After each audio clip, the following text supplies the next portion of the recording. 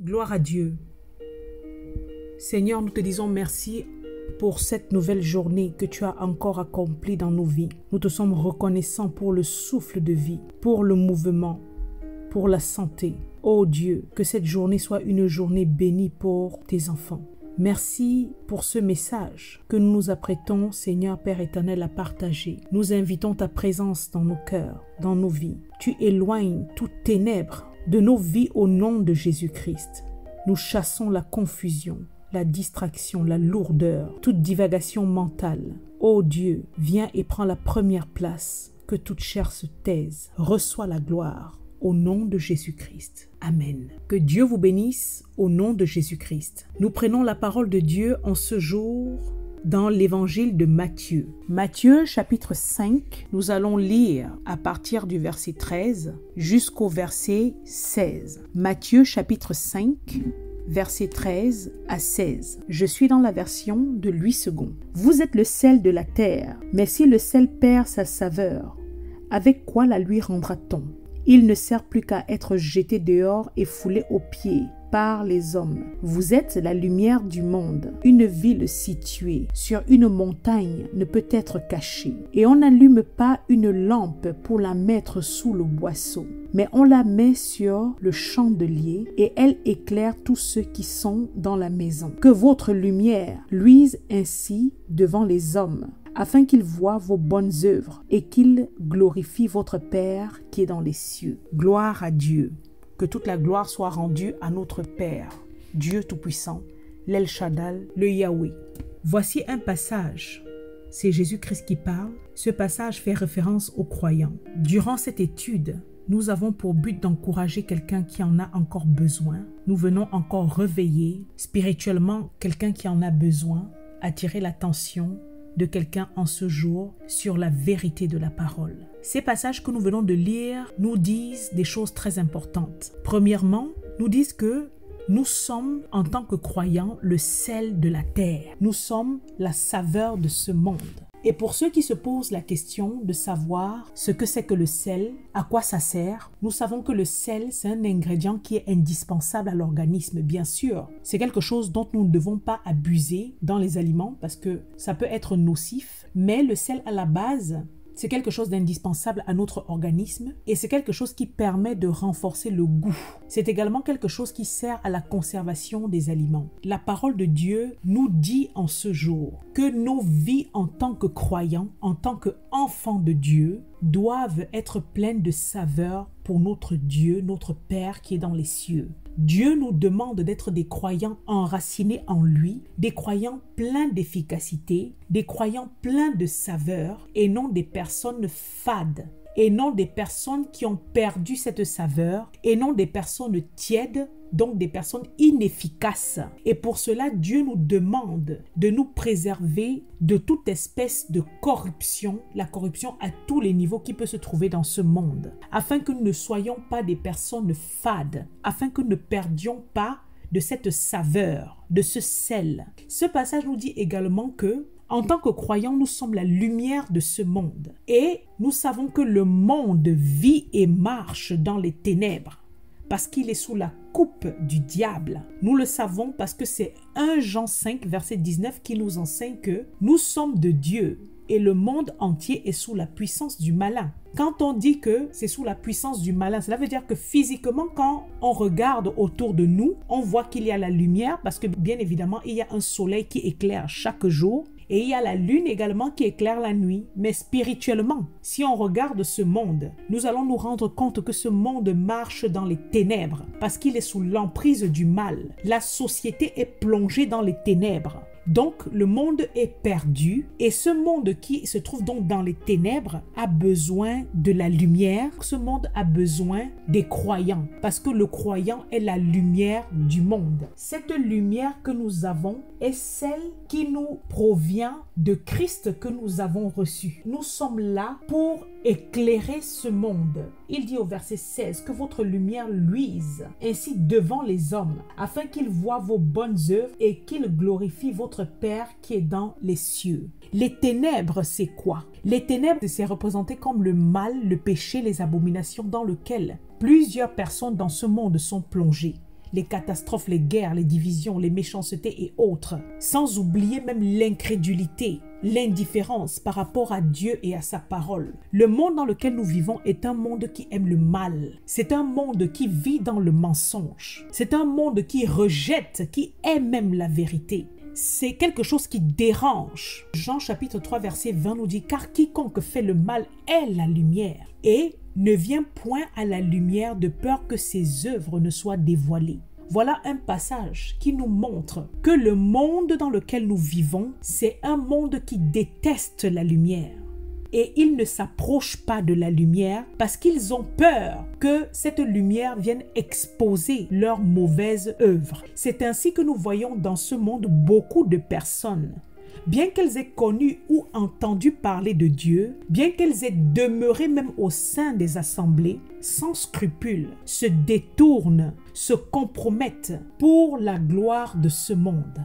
Il y a des personnes qui délibérément décident de s'éloigner de la vérité. Elles décident de s'éloigner de la lumière. Elles décident de couper la communion avec des croyants authentiques parce qu'elles savent très bien que leurs mauvaises œuvres auprès de ces personnes qui sont authentiques, qui sont des lumières, parce que ce sont de véritables croyants, seront tout simplement exposées et dévoilées. Et d'autres sont ignorants. Et l'ignorance, nous l'avions dit à plusieurs reprises, c'est quelque chose de hyper dangereux parce que cette ignorance profonde coûte cher. Elle mène à la mort. Frère, la lumière de Dieu, quand elle est allumée dans la vie d'un être humain, met en exergue la saleté du péché. Elle met en exergue l'état de ton cœur.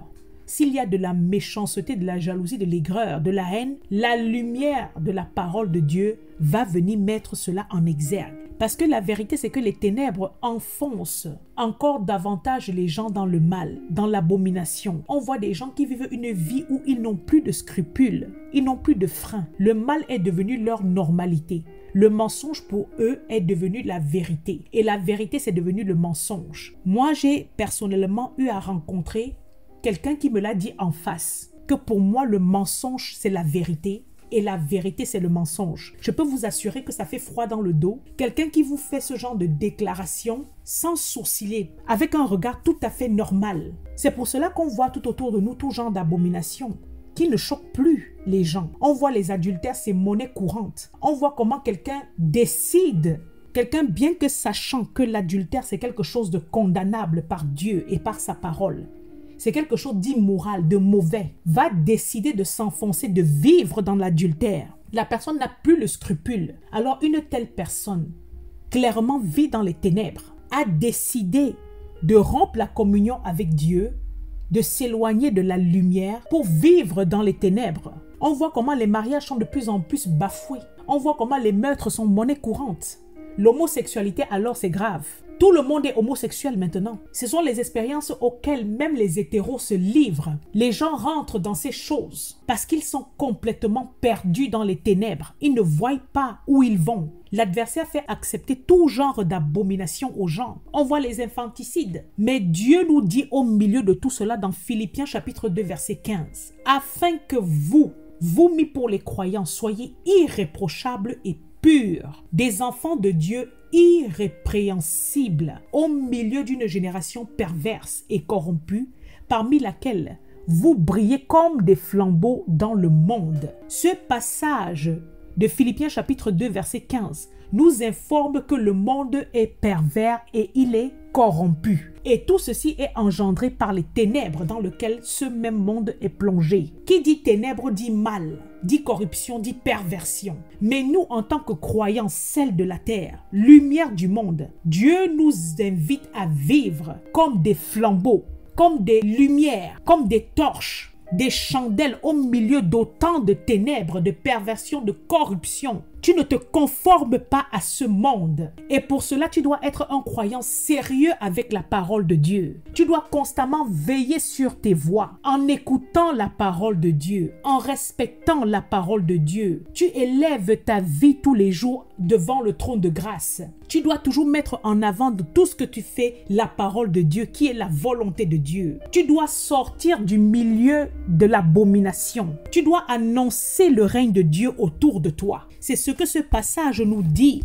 ici, que votre lumière luise ainsi devant les hommes, afin qu'ils voient vos bonnes œuvres et qu'ils glorifient votre Père qui est dans les cieux. Nous sommes appelés à être des témoignages, que la lumière de l'Éternel soit élevée dans nos vies. Le psaume 119, verset 105 dit: la parole de Dieu est une lampe à nos pieds, une lumière sur notre sentier. La parole de Dieu est cette lumière qui nous rend nous aussi lumière. Comme nous demeurons, nous obéissons. Voilà ce que le croyant est appelé à être, à faire dans ce monde de ténèbres où les personnes marchent à tâtons, ce monde d'incertitude, où beaucoup marchent dans l'obscurité. Parce que déjà même physiquement, on le constate. Ce n'est pas facile de marcher dans le noir. Si tu marches dans une pièce qui est totalement plongée dans les ténèbres, eh bien, tu vas te cogner les pieds en quittant un point A pour un point B. Tu auras des obstacles. Tu vas te faire mal. Tu vas tomber. Tu tâtonnes en fait. Nous devons réfléchir à cela. Quelqu'un qui emprunte un chemin obscur, il ne voit rien dans le noir. Comme je le disais, il se cogne, il se fait mal et il peut même avoir peur. Si je te trouve dans une pièce et qu'on éteint subitement les lumières, tu peux frissonner, tu peux avoir peur parce que tout devient incertain autour de toi. L'obscurité marche avec l'anxiété. Mais pour celui qui a Christ en lui, le psaume 27, verset 1 dit: l'Éternel est ma lumière et mon salut. De qui aurais-je crainte? L'Éternel est le soutien de ma vie. De qui aurais-je peur? Quand tu ouvres ton cœur à Dieu, il entre. Et la première des choses qu'il fait, il allume la lumière dans ta vie, dans ton cœur. Il vient éclairer ton chemin, tes décisions. Et tu n'as plus besoin d'avoir peur du lendemain, peur d'être perdu, parce qu'il vient avec sa lumière qui dissipe tous les doutes. Il te montre toutes choses. Il éloigne même tes adversaires. Il te montre qui est qui dans ta vie. Il te montre les solutions aux problèmes. Le psaume 119, verset 130 dit: la révélation de tes paroles est claire. Elle donne de l'intelligence aux simples. La révélation des paroles de Dieu. La parole de Dieu est quelque chose qui éclaire et ça nous rend intelligents. Ça nous rend sages dans la vie. Quand tu es éclairé par la présence de Dieu, tu es quelqu'un de sage. Tu ne fais plus les choses comme un insensé. La parole nous dit que nous sommes la lumière du monde. Et c'est une responsabilité parce que c'est quelque chose que Dieu nous donne que nous devons aussi protéger. Parce que ce que Satan cherche, c'est toujours à éteindre cette lumière en proposant des compromis, en apportant la corruption au travers de la séduction avec le positionnement et autres. Moi, j'ai connu plusieurs personnes, je ne sais même pas si je pourrais dire que ce sont des croyants ou des croyantes, qui se sont détournés de Dieu à cause des positions dans ce monde. Ils sont allés signer dans des loges et en essayant de venir tromper la vigilance des croyants dans l'assemblée, en faisant croire que c'est Dieu qui avait ouvert les portes. Alors, cette personne vient dans ta vie et te manipule avec les émotions, avec les sentiments, en te faisant croire que c'est parce que tu pries que le Seigneur m'ouvre les portes, alors que cette personne sait pertinemment dans quoi est-ce qu'elle est en train de tremper. Frère, je vous assure, malgré le fait que nous sommes des enfants qui marchons avec Dieu Tout-Puissant, l'adversaire peut quand même parfois réussir à nous berner. Comment marcher, comment vivre avec de pareilles personnes? Quiconque fait le mal est la lumière. Ça veut dire déteste la lumière et ne vient point à la lumière de peur que ses œuvres ne soient dévoilées. Aussi longtemps que tu vas continuer à faire semblant, un jour ou l'autre, tu finiras par révéler quelle est ta véritable nature. Et ça fait mal. La parole nous dit que nous sommes la lumière de ce monde. Et comme je le disais tantôt, c'est une responsabilité parce que nous devons protéger cette lumière-là. Ne pas marcher avec les gens corrompus et pervers. Ne pas se mélanger aux personnes qui vivent des vies sales. Parce que toi qui es lumière, le but pour lequel tu t'approches des personnes qui sont ténèbres, c'est pour prêcher l'évangile. Mais si ces personnes te manipulent, alors tu sors de ce milieu-là. Tu n'as pas à manger avec ces personnes. Tu n'as pas à demeurer avec ces personnes amies. Jésus-Christ a dit que si vous voulez être mes amis, faites ce que je vous demande de faire. Nous devons suivre l'exemple de notre maître. À cause des positionnements, beaucoup de gens se versent dans la corruption. Et c'est comme ça que Satan éteint cette lumière au travers des postes et autres. Nous devons éclairer partout où nous passons. Notre lumière ne doit pas être cachée. Le témoignage que tu portes, ton comportement, les bonnes œuvres doivent glorifier Dieu. Je ne parle pas du fait de se faire passer pour une sainte ou un saint partout où tu passes. C'est vraiment d'être un enfant de Dieu authentique dont je parle. Tu dois briller par Christ en toi. Ta manière de faire de parler conformément à la parole de Dieu. Pas dire aux gens que tu es chrétienne, mais tu passes ton temps à finir avec les maris des gens partout. Ton appartement est un appartement d'abomination où les maris des gens défilent. Parce que la parole dit que tu es placé sur un chandelier. Les personnes qui te voient doivent témoigner que tu as quelque chose de spécial. Les personnes pour qui parfois nous prions même ne se rendent pas compte que nous sommes là pour veiller spirituellement sur elles au travers de nos prières. Frère, le croyant ou la sœur qui est à côté de toi est une bénédiction pour ta vie. Parce que ces prières protègent également ta vie et éloignent les ténèbres. Mais quand toi, tu décides de couper les ponts, tu décides de rompre cette communion parce que tu dis que tu veux mener ta vie, alors tu décides toi-même de t'enfoncer dans les ténèbres. Et ne te surprends pas que le diable, après t'avoir fait miroiter cette apparence de bien-être, cette apparence de percée sociale et autres, te fasse tomber plus bas que terre. Tu seras foulé comme ce sel qui a perdu toute sa saveur. Faisons attention à conserver la lumière de l'Éternel qui est dans nos vies et qui fait de nous de véritables phares. Pour celui qui marche véritablement en accord avec Dieu, il est ce phare puissant. Un enfant de Dieu qui marche conformément à la volonté de Dieu est une bénédiction. Et la maison des véritables croyants, des personnes qui craignent Dieu, est une maison qui ne peut jamais être dans les ténèbres, mais elle brille. Même les sorciers de ton quartier le voient. Les sorciers de ta ville le voient. Ne sois pas surprise que des fois tu vas chercher un emploi, on ne veut pas de toi. C'est parce que c'est ta lumière, malgré tes diplômes, malgré tes qualifications. Parce qu'ils comprennent que spirituellement, tu as quelque chose qui dérange. Il peut y avoir des ténèbres autour de toi, mais toi, tu es éclairé parce que tu vis dans la lumière. Et parfois, cela provoque même la haine des uns et des autres dans ta vie. Parce que tu es quelqu'un de béni et du coup, ça frustre certaines personnes qui sont autour de toi. Dieu pourvoit à la lumière dans ta vie, mon frère et ma sœur. Il nous encourage au travers de cette lumière. Il nous relève. Il nous redonne de l'espoir. Il y a des difficultés, oui, parce que nous vivons dans le monde et qu'il y a toujours des tribulations. Mais malgré tout, nous demeurons debout. Que le Seigneur nous accorde encore en ce jour d'être de véritables lumières dans ce monde. La lumière qu'il s'attend à ce que nous soyons. Que le Seigneur nous accorde encore la grâce d'avoir des vies remplies de saveur. Que toute la gloire revienne à Dieu. Au nom puissant de Jésus-Christ de Nazareth, nous avons prié. Amen.